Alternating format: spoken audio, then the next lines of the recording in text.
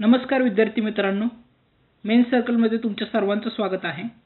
आपण जे 2024 ची यूपीएससी मेन्स चालू आहे तिच्या पेपरचा एनालिसिस करत आहोत। आता आपण GS3 चा पेपर एनालिसिस करणार आहोत। GS3 च्या पेपरमध्ये काय क्वेश्चन्स विचारले होते, सिलेबस मधल्या कोणत्या पॉइंटला त्यांनी अधिक महत्त्व दिलेलं आहे आणि कोणत्या कंटेम्पररी किंवा करंट अफेअर्सचा याच्यामध्ये इम्पॉर्टन्स झालेला दिसतो। आता GS3 च्या बाबतीत असं बोललं जातं ज्याचा स्टॅटिकवर कंट्रोल आहे, ज्याने PYQ खूप चांगल्या पद्धतीने केलेले आहेत आणि ज्याने करंट अफेअर मधले कंटेम्पररी मुद्द्यांबद्दल पॉइंट्स तयार केलेले आहेत, त्याला GS3 मध्ये अधिक मार्क चांगल्या पद्धतीने मिळू शकतात। आता काय क्वेश्चन्स होते आणि कशा प्रकारे हे प्रूव्ह होऊ शकते हे आपण पाहूया। पहिला क्वेश्चन होता ज्याच्यामध्ये आपल्याला काही पॅटर्न आणि ट्रेंड एक्झामाइन करायचे होते, ज्याच्यामध्ये पब्लिक एक्सपेंडिचर जे सोशल सर्व्हिसवरचं आहे ते पोस्ट रिफॉर्म पिरियड नंतर कसं बदललं, त्यासोबतच ते जे आपले इन्क्लुसिव्ह ग्रोथचे ऑब्जेक्टिव्ह आहे ते अचीव करण्यासाठी कामाचं येणार आहे का, कितपत कामी येणार आहे, या सर्वांबद्दल तो पहिला क्वेश्चन आहे। अगदी 10 मार्काचा क्वेश्चन आहे, त्यामुळे त्वरित त्याचा आढावा घेता येऊ शकतो। जो क्वेश्चन 2 आहे तो काय म्हणतोय की फूड इन्फ्लेशनच्या रिलेटेड आहे, जे का आता सध्या निरंतर जी गोष्ट आपल्याकडे पाहायला मिळते की फूड इन्फ्लेशन कंटिन्यू आहे। मग ते काय आहे, त्याचे कॉजेस विचारलेत, कारणं विचारलेत, मग ते अन्नाचा पुरवठा पद्धत किंवा वितरण पद्धती यांच्यापासून उत्पादनापासून प्रोसेसिंग पर्यंतच्या सगळ्याच गोष्टींबद्दल तुम्ही याच्यावर भाष्य करू शकता। त्याच्यानंतर मॉनिटरी पॉलिसीचा इफेक्टिव्हनेस RBIच्या या फूड इन्फ्लेशनला कंट्रोल करण्यामध्ये किंवा इन्फ्लेशन कंट्रोल करण्यामध्ये काय आहे, कसा आहे, याच्याबद्दल क्वेश्चन विचारलेला आहे। काही डिमांड सप्लाय बेसिस असतात, याच्यावरनं सुद्धा मॉनिटरी पॉलिसीवर इम्पॅक्ट होतो किंवा इन्फ्लेशनवर इम्पॅक्ट होतो। मग ते ज्याने पुल इन्फ्लेशन, पुश इन्फ्लेशन्स या गोष्टी पाहिलेल्या आहेत, किंवा त्यासोबतच RBIचा जो रोल आहे तो कसा आहे मॉनिटरी पॉलिसीमध्ये हा पाहिलेला आहे, त्याला हा क्वेश्चन देणं अगदी सोपं जाऊ शकतं। त्यासोबतच लँड रिफॉर्मच्या रिलेटेड क्वेश्चन आहे, हा सुद्धा PYQ मधला किंवा सिलेबस मधला मेजर पॉइंट आहे की कोणते फॅक्टर्स रिस्पॉन्सिबल होते successful implementation of land reforms. काही सम पार्ट्समध्ये झालं होतं, म्हणजे असं म्हटलं जातं की पश्चिम बंगाल, केरळ सारख्या राज्यांमध्ये लँड रिफॉर्म्स खूप चांगल्या पद्धतीने अवलंबले गेले, परंतु त्या तुलनेने भारतातील काही राज्य याच्यामध्ये लँड रिफॉर्म्स इतके चांगल्या पद्धतीने अवलंबले गेले नाहीत। तर हा जो क्षेत्रीय इम्बॅलन्स आपल्याला दिसतो, तर मग याच्यामध्ये जे सक्सेस स्टोरीज आहेत ते कशा चांगल्या आहेत, किंवा लँड रेकॉर्ड्स खूप आता चांगल्या पद्धतीने केले जात आहेत। इव्हन अलीकडे सुद्धा ई भूमी, ई चौपाल याच्या माध्यमातून सुद्धा लँड रेकॉर्ड्सचं कम्प्युटरायझेशन झालेलं आहे। मग या रिलेटेड पण तुम्ही भाष्य करू शकता। त्यानंतर चौथा क्वेश्चन आहे मिलेट्सचा हेल्थ आणि न्यूट्रिशन सिक्युरिटीमध्ये काय रोल राहणार आहे इंडियाचा, तो एक्सप्लेन करायला सांगितलंय। आता आपल्याला माहिती आहे मिलेट्स इयर आपण सेलिब्रेट केलं होतं अगदी ग्लोबल लेवलपर्यंत। पंतप्रधान मोदींनी सुद्धा अनेक मिलेट्सला हे केलं होतं, त्यांना प्रोत्साहन दिलं होतं। त्यासोबतच मिलेट्सचं न्यूट्रिशिव्ह व्हॅल्यू पण अलीकडे खूप चर्चेत आहे। त्यामुळे या सगळ्यांच्या बेसिसवर मिलेट्स खूप इम्पॉर्टंट टॉपिक होता, पण त्यांनी न्यूट्रिशन आणि फूड सिक्युरिटी या दोन्हीच्या हिशोबाने मांडलेला आहे। पुढचा जो क्वेश्चन आहे इंटेलेक्चुअल प्रॉपर्टी राईट्स, हा सुद्धा PYQ मधलाच आहे। त्याच्याबद्दलच प्रश्न विचारलेला आहे, लाईफ मटेरियलच्या बाबतीत वर्ल्ड सिनेरिओमध्ये काय आहे याचं इंटेलेक्चुअल प्रॉपर्टी राईट्सचा। त्यानंतरच India is the second in the world to file the patents, आपण 2 नंबरला आहोत, परंतु कमर्शियलाइज करण्यामध्ये मात्र आपण तितके यशस्वी झालेलो नाहीये। मग त्या लेस कमर्शियलायझेशनचं कारण काय असेल, मग त्याच्यामध्ये टेक्नॉलॉजिकल इश्यूज आहेत वगैरे, म्हणजे इतर जो बौद्धिक संपदेच्या रिलेटेडचा डाटा तुम्ही इथे यूज करू शकता। काही तांत्रिक आहे, शैक्षणिक आहे, स्किल डेव्हलपमेंटचे मुद्दे आहेत, लेबर फोर्स आहे किंवा मार्केट अवेलेबिलिटी आहे, टेक्नॉलॉजिकल अवेलेबिलिटी आहे, गव्हर्नमेंट प्रोत्साहन आहे, या सगळ्या मुद्द्यांना कितपत म्हणजे आपल्याला काय चुकलंय, रिझन्स काय आहेत लेस कमर्शियलायझेशन ते पण सांगायचंय। तुम्ही याच्यामध्ये 1-2 ओळीमध्ये अगदी वे फॉरवर्ड पण देऊ शकता की कशा प्रकारे आपण कमर्शियलाइज करू शकतो, कारण एक प्रॉब्लेम सांगितल्यानंतर त्याला एक सोल्युशनकडे नक्कीच घेऊन जायला पाहिजे क्वेश्चन्समध्ये। त्याच्यानंतर पुढे बघा, what is the technology being employed for the electoral roll collection on highways, म्हणजे आता आपल्याकडे अलीकडे आपण बघतो हायवेला जे टोल कलेक्शन होतं ते नवीन पद्धतीने होत गेलंय, तर मग आत्ता कुठली टेक्नॉलॉजी यूज होते, तर मग फास्ट ट्रॅक वगैरे आहे. इवन मॅप बेस सुद्धा गडकरीजींनी सांगितलं होतं की मॅप बेस सुद्धा टेक्निक आपण यूज करणार आहोत.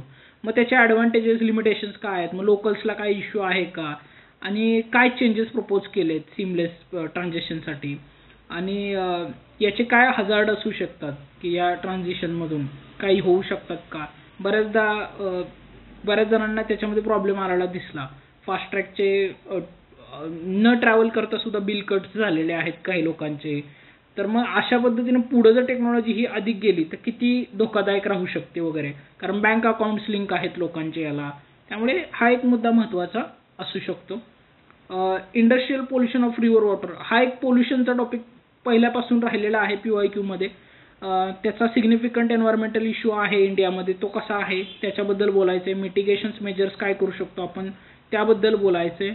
आणि गव्हर्नमेंट इनिशिएटिव्स काय आहेत याच्या रिलेटेड, इंडस्ट्रियल पोल्युशन ऑफ रिव्हर वॉटरच्या रिलेटेड. मग हा ॲक्च्युली जे गंगा पोल्युशन खूप पीकला गेलेला आहे, किंवा साऊथर्न इंडियामध्ये सुद्धा काही रिव्हर्समधलं पोल्युशन हे खूप आहे जिथे इंडस्ट्रियलायझेशन खूप झालं आहे त्या ठिकाणी. मग अशा वेळेस हा मुद्दा एक महत्त्वाचा ठरू शकतो. त्यानंतर पुढे बघा, रोल ऑफ एन्व्हायरमेंटल NGOज बद्दल विचारलं आहे.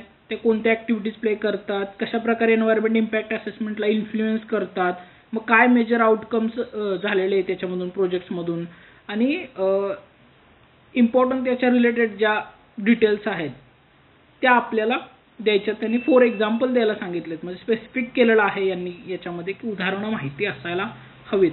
मग आता आपला जैतापूर प्रकल्प असेल त्याच्याबद्दल NGOजचा रोल होता बघा, त्यांनी त्याच्यावर ॲक्शन घ्यायला लावली होती. इवन बारसू रिफायनरीला पण विरोध झाला होता.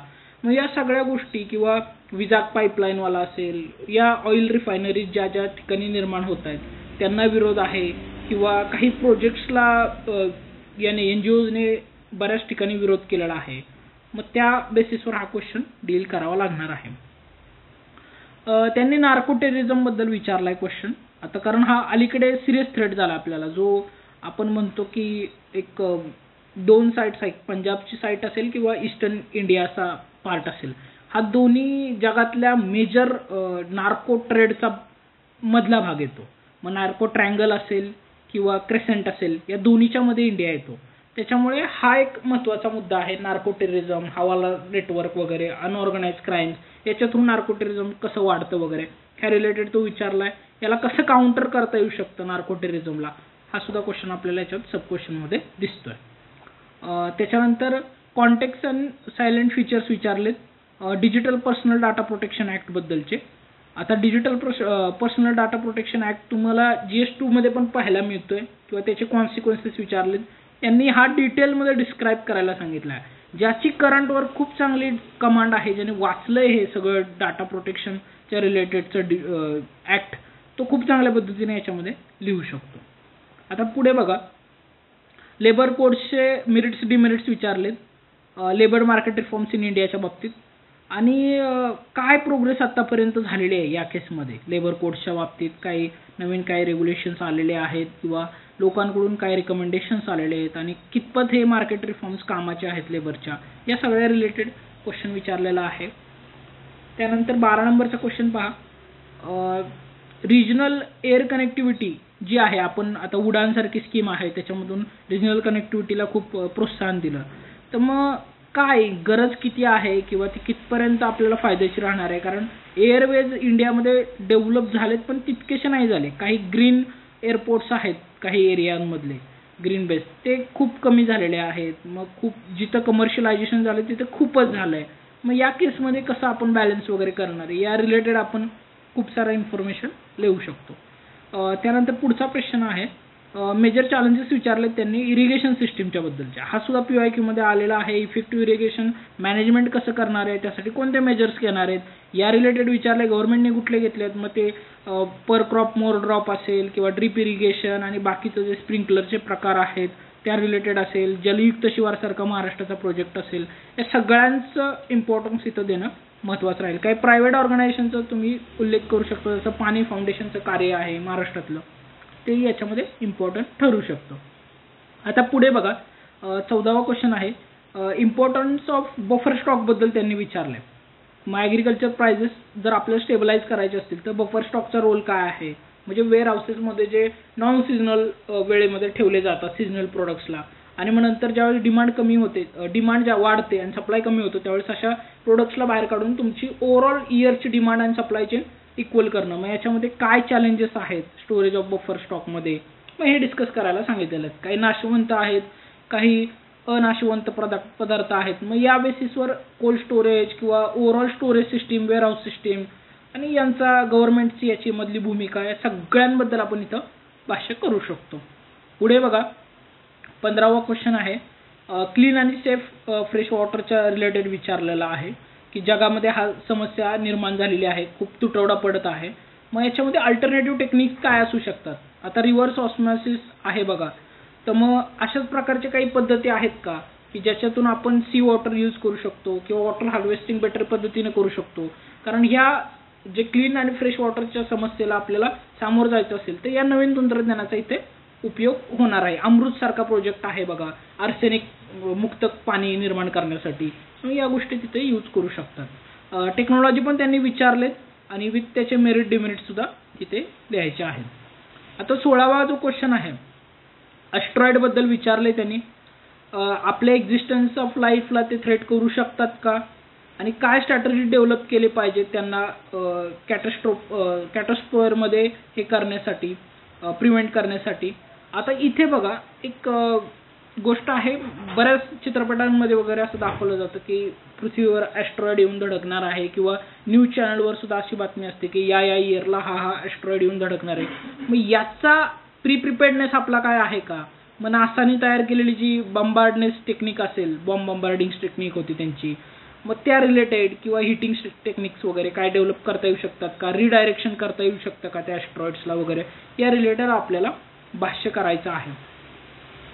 त्यानंतर 17वा क्वेश्चन आहे, डिझास्टर रेझिलियन्सवर प्रश्न विचारलेला आहे.